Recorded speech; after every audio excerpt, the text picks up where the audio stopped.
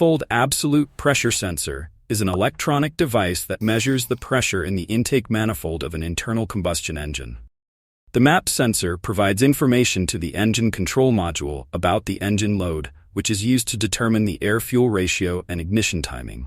Strain gauge MAP sensor, which employs a silicon diaphragm diffused strain gauge, is the most widely used design for measuring manifold absolute pressure.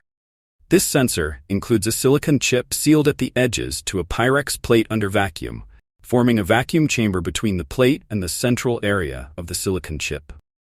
A set of sensing resistors is arranged around the chamber's edge, formed by diffusing a doping impurity into silicon. The resistance of sensing resistors varies with applied manifold pressure due to piezoresistivity. Piezoresistivity is a property of certain materials, particularly semiconductors, where their electrical resistance changes when they are subjected to mechanical stress or strain. The change in each sensor is directly related to the movement of the diaphragm, which is proportional to the pressure on the outside of the diaphragm. In a MAP sensor, this means it measures the manifold absolute pressure.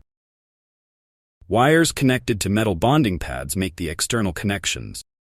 This assembly is housed in a sealed enclosure connected to the intake manifold by a small tube, with manifold pressure causing the diaphragm to deflect. An electrical signal that is proportional to the manifold pressure is obtained by connecting the resistors in a circuit called a Wheatstone bridge. When there is no strain on the diaphragm, the bridge is balanced. The voltage between points A and B is 0. When manifold pressure changes, it causes these resistances to change in such a way that R1 and R3 increase by an amount that is proportional to pressure. At the same time, R2 and R4 decrease.